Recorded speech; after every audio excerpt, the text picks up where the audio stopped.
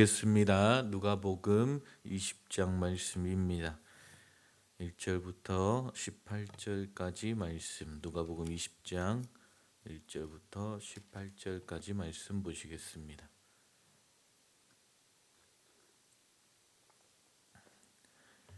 하루는 예수께서 성전에서 백성을 가르치시며 복음을 전하실새 대제사장들과 서기관들이 장로들과 함께 가까이 와서 말하여 이르되 당신이 무슨 권위로 이런 일을 하는지 이 권위를 준 이가 누구인지 우리에게 말하라. 대답하여 이르시되 나도 한 말을 너희에게 물으리니 내게 말하라. 요한의 침례가 하늘로부터냐 사람으로부터냐? 그들이 서로 의논하여 이르되 만일 하늘로부터라 하면 어찌하여 그를 믿지 아니하였느냐 할 것이요.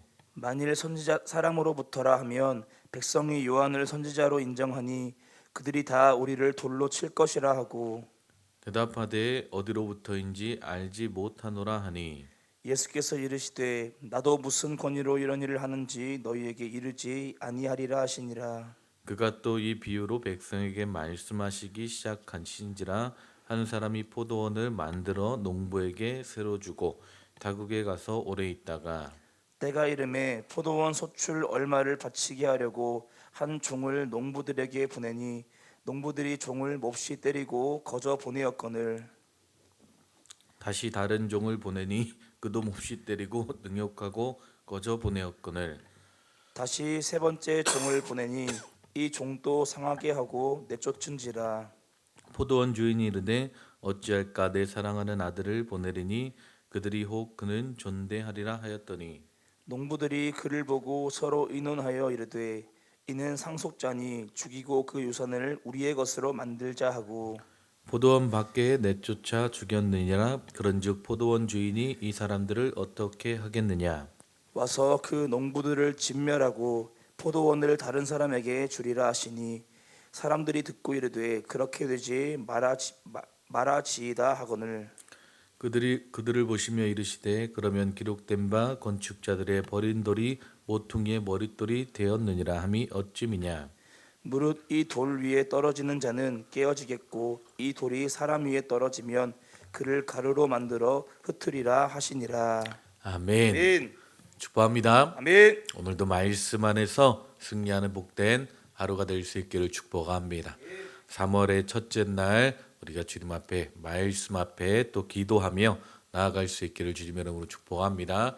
특별히 오늘 3.1절 우리가 구국 기도회로 또 계속해서 함께 하게 되는데 여러분들과 함께 나라 민족을 위해서 함께 기도해 주시기 바랍니다. 자, 오늘 우리가 함께 나눌 말씀 누가복음 20장 1절부터 18절까지 말씀을 이제 예수님께서 말씀하신 포도원 농부의 비유 그 비유를 중심으로 우리가 함께 살펴보기 원하는데요. 자, 예수님께서 이 포도원 농부 비유를 말씀하신 배경이 있습니다. 누가복음 19장 45절에 48절을 보게 되면 나귀 새끼를 타고 예루살렘에 입성하신 예수님이 성전에 들어가셔서 성전을 청결케 하시죠. 장사하는 자들을 내쫓으시면서 내 집은 기도하는 집이 되리라 하였거늘 너희는 강도의 소굴을 만들었도다라고 책망하십니다. 그때 대제사장들과 서기관들과 백성들의 지도자들, 유대의 교권자들이 예수님의 그러한 언행에 몹시 화를 내면서 예수님을 죽이려고 음모를 꾸미지요. 누가복음 20장 1절부터 8절을 보게 되면 그들이 예수님께 강력하게 항의하는 것을 보게 됩니다. 예수님의 권위에 도전을 하는 것이죠. 자, 당신이 무슨 권위로 이런 일을 하는지, 이 권위를 준 이가 누군지 우리에게 말하라 라고 요구를 합니다. 자, 예수님께서는요 침례 요한의 권위도 인정하지 않았던 그들에게 즉답을 피하시죠. 나도 무슨 권위로 이런 일을 하는지 너희에게 이르지 아니하리라 라고 대답하십니다. 그리고 나서 예수님께서 이 포도원 농부 비유를 사람들에게 말씀하시는 것입니다. 자, 권위의 문제를 제기하는 유대 교권자들에게 즉답을 피하셨지만 이 포도원 농부의 비유를 통해서 우회적으로 말씀을 해주시는 것입니다. 그리고 이 말씀, 이 비유 뒤에 이 말씀, 이 비유를 들은 유대 교권자들이 어떤 반응을 보이고 있습니까? 19절에 보면요, 서기관들과 대제사장들이 예수의 이 비유는 자기들을 가리켜 말씀하신 줄을 알고 즉시 잡고 다하되 백성들을 두려워했다라고 말씀하고 있습니다. 자, 한마디로 이 포도원 농부의 비유는요, 유대 교권자들이 예수님의 권위의 문제를 제기했을 때에 예수님께서 주신 답변과 같은 비유의 내용입니다. 자, 오늘 이 비유의 말씀, 포도원 농부 비유의 말씀을 통해서 예수님께서 우리에게 가르쳐 주시는 놀라운 교훈과 은혜 가운데 나아가기 원합니다. 특별히 예수님은 어떤 권위를 가지고 계신 분이신가에 대해서 우리가 초점을 맞추어서 이 비유를 살펴보기 원합니다. 먼저 이 비유의 내용이 무엇입니까? 한 사람이 있었습니다. 그 사람이 포도원을 만들었습니다. 그리고 그 포도원을 농부에게 세를 주었지요. 그리고 그 주인은 타국에 가서 오랫동안 거주하게 됩니다. 그리고 때가 될 때마다 농부에게 세를 받기 위해서 종들을 보냅니다. 그런데 농부들이 세를 바치지 않고 종들을 때리고 빈손으로 돌려보내는 거예요. 주인이 또 다른 종을 보냅니다. 그런데 농부들은 여전히 세를 내지 않고 종들을 때리고 능욕하고 빈손으로 돌려보냅니다. 또 다른 종을 보냈지만 계속해서 종들을 때리고 내쫓는 것입니다. 결국 주인은요, 사랑하는 아들을 보내게 되지요. 그런데 농부들은 상속자이기 때문에 아들을 죽이고 포도원을 차지하고자 했습니다. 자, 이런 상황 가운데 주인은 어떻게 합니까? 직접 와서 농부들을 진멸하고 포도원을 다른 사람에게 맡겼다라고 말씀합니다. 이것이 바로 예수님께서 말씀하신 포도원 농부의 비유입니다. 자, 이 포도원의 주인은 누구를 이야기합니까? 하나님을 이야기하는 것입니다. 농부들은 유대인들을 포함한 지금 이 예수님의 권위에 대해서 도전하고 있는 유대 고권자들을 이야기하고 있는 것이고요. 포도원 주인이 보낸 종들은요, 하나님께서 보내신 선지자들을 이야기합니다. 그리고 아들은 예수 그리스도를 말씀하고 있는 것이죠. 예수님은 하나님의 아들이십니다. 아멘. 자, 그리고 하나님께서 주의 종들을 인정하지 않고 심지어 아들을 죽인 유대 교권자들을 심판하시고 포도원을 다른 사람들은 누굽니까? 이방인을 가리키는 것이죠. 그 17절에 예수님께서 시편 118편의 말씀을 인용하시면서 건축자들의 버린 돌이 모퉁이의 머릿돌이 되었다라고 말씀하시죠. 자, 그 당시에 유대 교권자들이 예수님을 버린 돌 취급했지만 하나님은 예수님을 교회의 소중한 머릿돌로 삼으셨다라는 것입니다. 아멘. 자, 이것이 바로 포도원 농부의 비유입니다. 자, 이 비유를 통해서 예수님께서 우리에게 말씀하시고 우리가 알아야 될 중요한 교훈들이 있다라는 거예요. 자, 우리가 몇 가지를 함께 나누면서 오늘도 말씀 안에 승리하시기를 주님의 이름으로 축복합니다. 자, 오늘 이 비유를 통해서 우리가 알아야 될 것은 무엇입니까? 포도원 소출의 얼마를 주인에게 돌려드려야 된다라는 거예요. 자, 10절에 보니까 때가 이름에 포도원 수출 얼마를 바치게 하려고 한 종을 농부들에게 보냈다라고 말씀하고 있습니다. 자, 무엇을 말씀하고 있습니까? 하나님께서 우리에게 많은 것을 요구하지 않으십니다. 소출의 얼마, 지극히 작은 것을 말씀하십니다. 자, 하나님께서 말씀하시는 이 소출의 얼마는요, 우리가 감당해야 될 몫입니다. 왜냐하면 포도원 주인이 농부들에게 세를 줄 때에 소출의 얼마를 내기로 계약했기 때문이지요. 그 당시에 유대인들의 법에 의하면 주인과 소작인 관계에서 반은 주인이 가지고 반은 소작인이 갖는 것이 그 당시의 관례였다라고 이야기합니다. 자, 그런데 포도원 주인은 소출의 얼마 작은 부분만을 받겠다라고 이야기하는 것입니다. 그만큼 포도원 주인은 농부들이 충분히 먹고 살 수 있도록 최대한 배려를 했음을 알 수 있습니다. 여러분, 우리 하나님 가난한 분이 아니시지요. 아멘. 이 세상을 창조하신 분이고 모든 것이 하나님의 것입니다. 모든 것을 가지신 하나님께서 가진 것이 없어서 우리에게 얼마를 요구하시는 것이 아니라는 거예요. 아멘. 자, 그래서 소출의 얼마마저도 우리에게 다 주실 수 있지만 그래도 최소한의 것을 농부들에게 요구하시는 이유가 무엇입니까? 바로 하나님이 포도원의 주인이시고 아멘. 이것을 농부들은 알고 있어야 된다라는 것을 일깨워주는 조치라는 것입니다. 아멘. 이것이 바로 예수님께서 우리에게 말씀하시는 작은 것입니다. 어떻게 보면 우리에게 말씀하시는 것, 주일 성수를 말씀하시는 것, 우리에게 11조를 말씀하시는 것, 우리에게 봉사와 헌신을 말씀하시는 것, 어떻게 우리에게 이 새벽을 깨워 주님 앞에 나오는 시간들을 말씀하시는 것, 어떻게 보면 우리가 가진 모든 것은 어떻게 보면 우리에게 주신 것은 하나님께서 우리에게 주신 것은 전부인데 우리가 하나님께 드리는 것은 아주 작은 부분이라는 것입니다. 아멘. 때때로 많은 사람들이 작은 것을 주님 앞에 헌신하고 많은 것을 드린 것으로 착각합니다. 자, 하나님께서 우리에게 주신 것을 말씀하실 때에 우리는 주님 앞에 기꺼이 드려야 될 줄 믿습니다. 아멘. 우리가 11조를 주님 앞에 드린다는 것은 무엇입니까? 10분의 1만 하나님의 것이니까 하나님께 드리는 것이 아닙니다. 모든 것이 하나님의 것입니다라는 신앙 고백으로 10분의 1을 주님 앞에 드리는 것입니다. 아멘. 이것이 바로 주인과 농부의 관계라는 것이죠. 마땅히 드려야 될 것, 우리가 하나님의 나라를 위해 하나님께 마땅히 드려야 하고 헌신해야 될 것들을 잘 드릴 수 있는 복된 교회와 성도님들 될 수 있기를 주님의 이름으로 축복합니다. 자, 또한 우리가 알 수 있는 것은 무엇입니까? 종과 아들에 대해서 말씀하고 있습니다. 자, 10절 13절을 보게 되면 포도원 주인이 세를 받기 위해서 농부에게 종들과 아들을 보내게 되지요.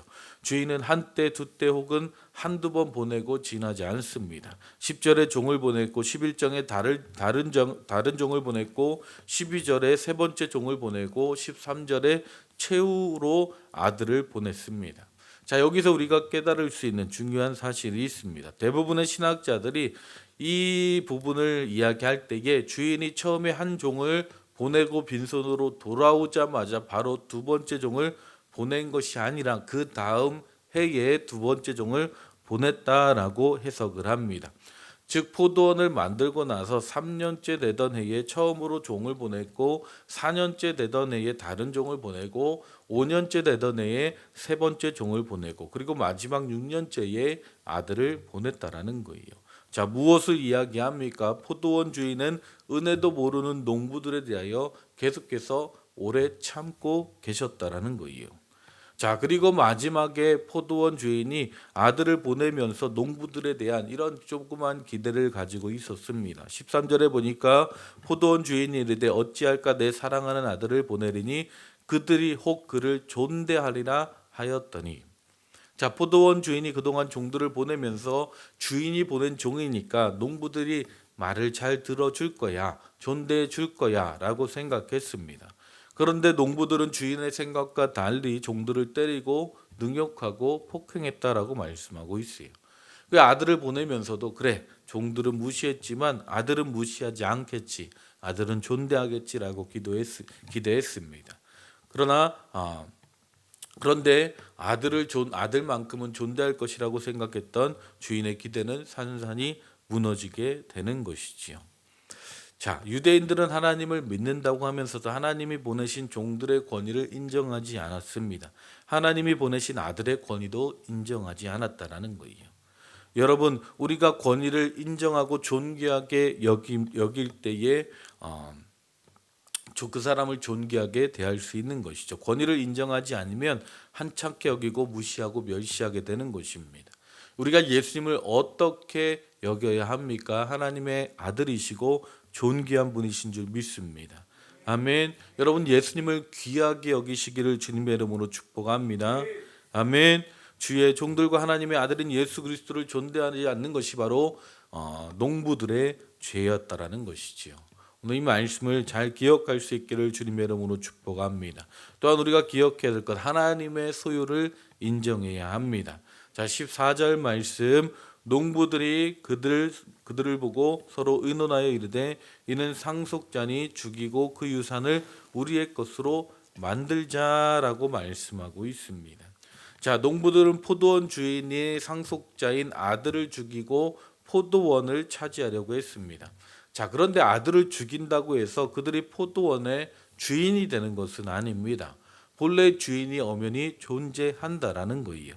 자, 13절과 15절에 보게 되면 예수님이 포도원을 만들어 놓고 농부들에게 세를 준 그 한 사람을 가리켜 포도원 주인이다라고 표현하셨습니다. 자, 포도원은요, 엄연히 농부의 소유가 아니라 주인의 소유라는 의미입니다. 자, 농부들의 입장에서 보면 세를 바치지 않고 포도원을 차지한다고 그래서 그 포도원이 자기 것이 됩니까? 그렇지 않다라는 거예요. 포도원 주인이 보낸 종들을 쫓아낸다고 해서 그 포도원이 자기의 것이 아니라는 것입니다. 그 상속자인 아들을 죽인다고 해서 자기의 소유가 되는 것이 아니라는 것이죠. 어떻게 보면 농부들은요, 미련한 일들을 지금 하고 있는 것입니다. 여러분, 무엇을 말씀하고 있습니까? 우리는 이 땅 가운데 청지기로서 부름받은 자들입니다. 우리의 것은 없습니다. 하나님의 것이고 하나님께서 우리에게 맡겨주신 것입니다. 아멘. 그래서 우리는 끊임없이 우리의 것이 다 하나님의 것입니다라는 이 신앙 고백이 우리 안에 있기를 주님의 이름으로 축복합니다. 하나님의 것을 하나님의 것으로, 주인의 것으로 인정하는 것으로부터 우리는 하나님의 놀라운 축복을 누리며 살아가는 삶을 살게 될 줄 믿습니다. 주님의 것을 인정하지 않고 하나님의 것을 자기의 것으로 착각하는 것, 여기로부터 죄악은 시작되는 것이죠.